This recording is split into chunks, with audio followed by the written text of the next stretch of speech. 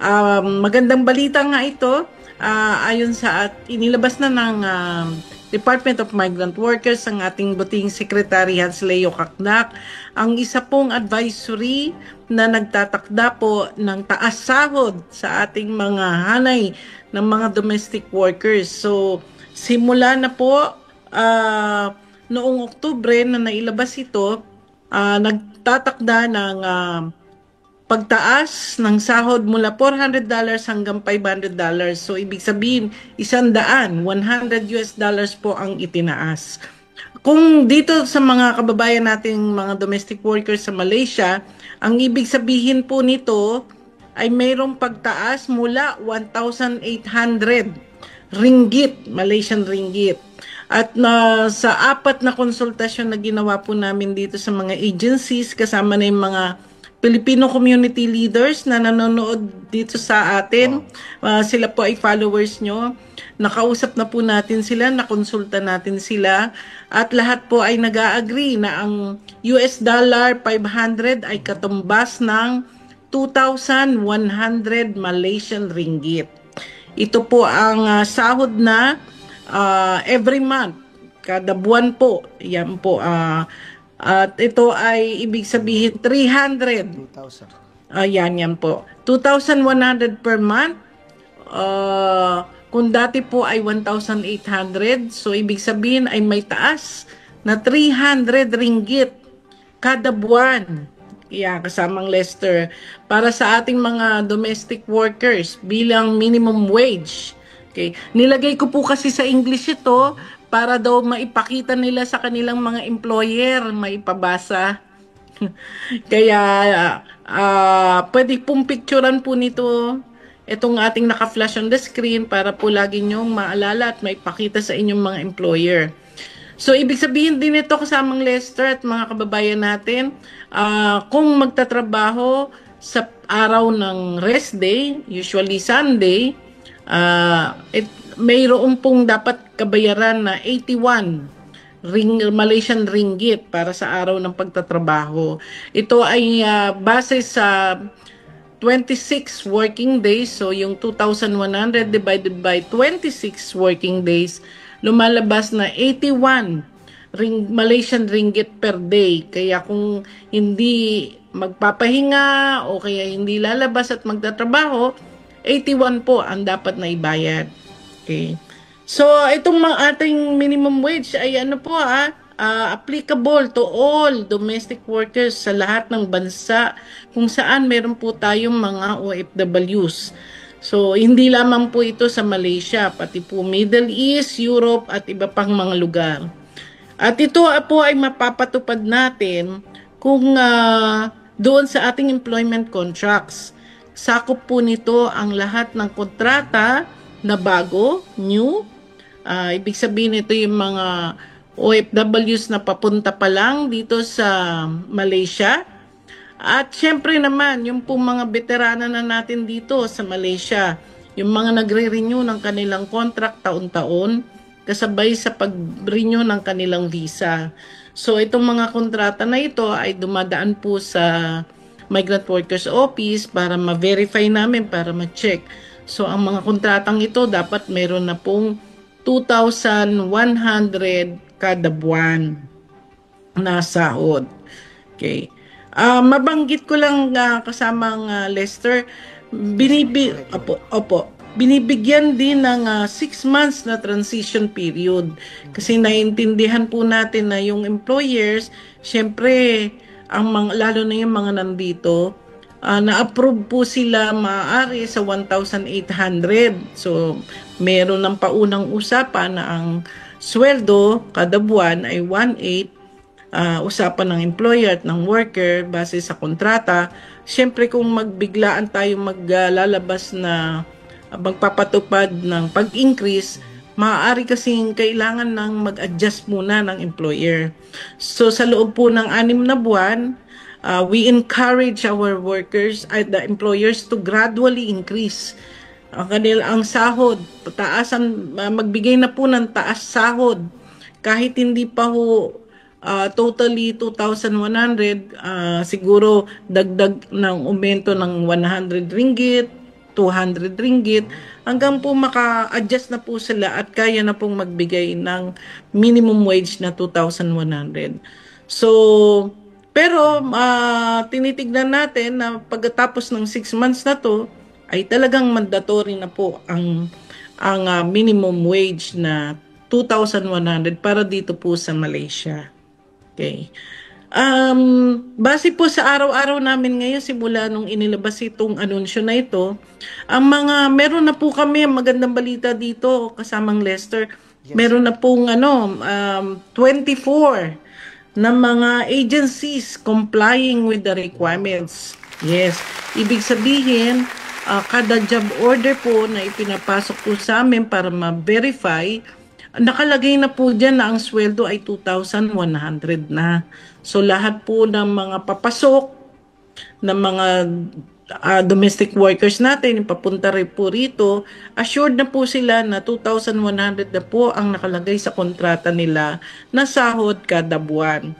Yan po ang incentive natin sa employers at saka agencies, alam niyo po ba, ay mabilis na pagproseso ng mga dokumento para sa sa hiring, recruitment at deployment ng ating mga workers. So dahil doon, talaga naman po bumibilang na po kami ngayon sa araw-araw ng mga agencies na nagko-comply sa pamamagitan ng pagsasubmit ng mga job orders na nandun na yung taas sahod. So yan po yung ating status ng ating implementation ng monthly minimum wage ayon po sa memo circular. Right. Napaka maliwanag po nung inyo pong explanation, ma'am, no? And then follow-up question lang po, ma'am, with regards po dito for clarification lang din po dun sa ating ilang mga viewers, domestic helper lang po ba yung sakop pa as of now nitong pong bagong anunsyo po ng DMW?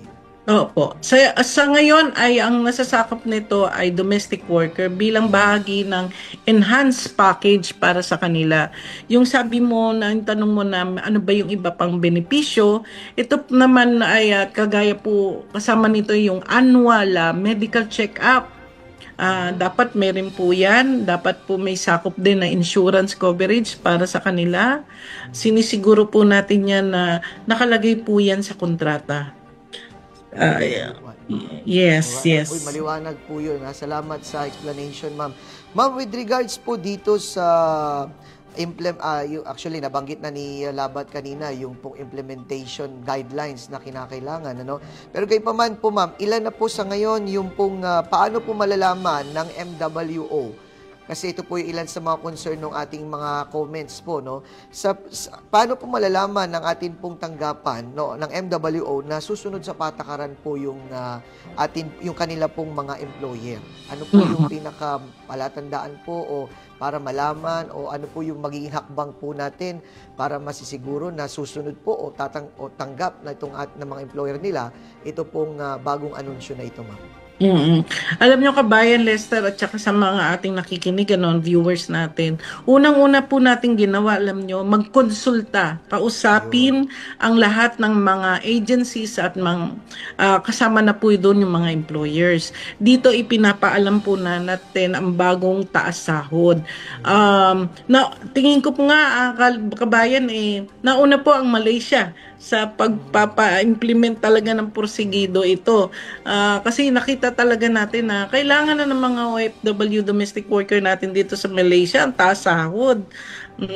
Kaya yun yung una natin ginawa, kinausap natin sila na we enjoin them, we encourage them na gawin na po ito, kausapin ng mga employer. Pangalawa po, sa pamamagitan po ng kontrata.